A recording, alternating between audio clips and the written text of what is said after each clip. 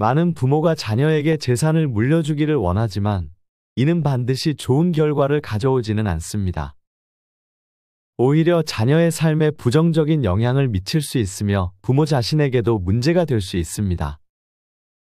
어떤 문제들이 있는지 영상 끝까지 시청해 주시기 바랍니다. 첫째, 갑자기 변해버린 자식. 한 어머니는 평생 아껴 모은 재산을 두 자녀에게 나누어 주었습니다.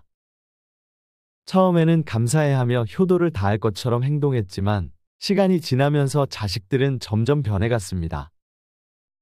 경제적 여유를 얻자 부모보다 자신의 삶에만 집중하기 시작했습니다. 한편 일부 자녀들은 갑작스러운 부로 인해 금전 감각이 흐려지고 낭비벽이 심해지는 경우도 있습니다.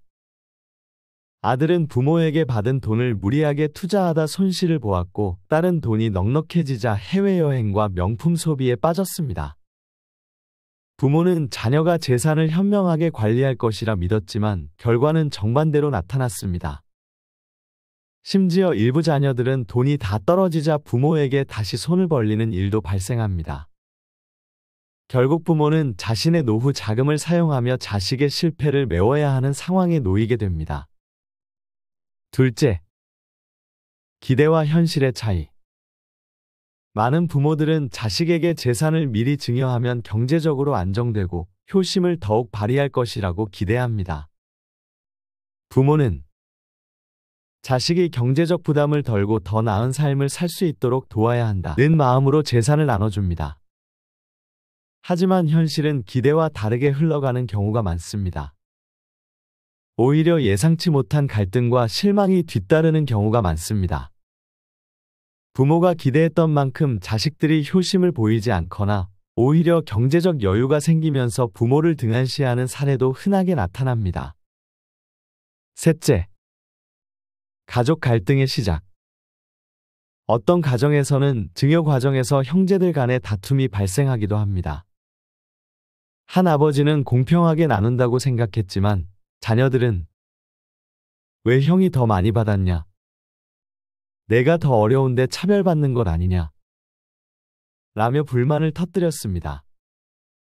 처음에는 작은 말다툼이었지만 점점 감정이 격해지며 형제 간의 관계는 틀어지고 말았습니다. 심지어 일부 가정에서는 증여받은 자녀가 부모를 돌보는 책임을 떠넘기며 갈등이 더욱 심화되기도 합니다. 형제들 간에 너희가 더 많이 받았으니 부모를 모셔야 한다. 논쟁이 벌어지고 결국 부모는 자식들 사이에서 눈치를 보며 살아야 하는 신세가 되고 말았습니다. 증여가 가족 간의 유대를 강화하기보다는 오히려 분열을 초래하는 사례도 많습니다. 넷째, 부모의 삶의 질 저하. 재산을 미리 증여한 후 부모가 경제적 어려움에 처하는 경우도 있습니다. 한 노부부는 전 재산을 아들에게 넘겨주었는데 아들이 부모의 생활비를 부담스러워하며 지원을 끊어버렸습니다. 처음에는 자식이 잘 챙겨줄 거라 믿었지만 결국 노부부는 어렵게 생활해야 했고 후회만 남았습니다. 또한 일부 부모들은 경제적으로 의존할 곳이 사라지자 정신적으로도 위축되고 자존감이 낮아지는 경우도 많습니다.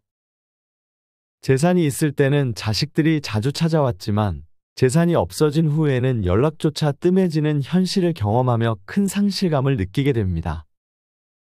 더 심각한 경우 부모가 요양시설에 의존해야 하는 상황이 되었을 때 경제적 여유가 없으면 만족스러운 노후 생활이 어려워질 수 있습니다. 다섯째, 재산 증여에 신중한 접근 필요. 재산을 자식에게 미리 증여하는 것은 부모와 자식 모두에게 큰 영향을 미치는 중요한 결정입니다. 이를 신중하게 계획하지 않으면 오히려 불행한 결과를 초래할 수 있습니다.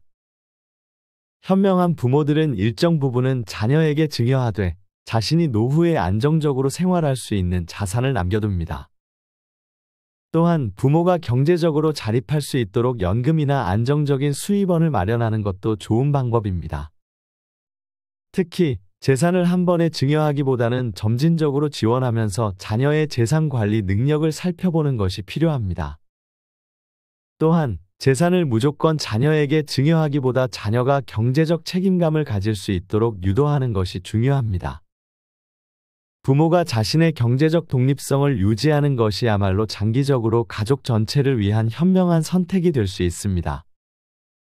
재산 증여는 단순한 경제적 문제가 아니라 가족의 관계와 부모의 노후 삶에도 깊이 영향을 미치는 중요한 사안입니다.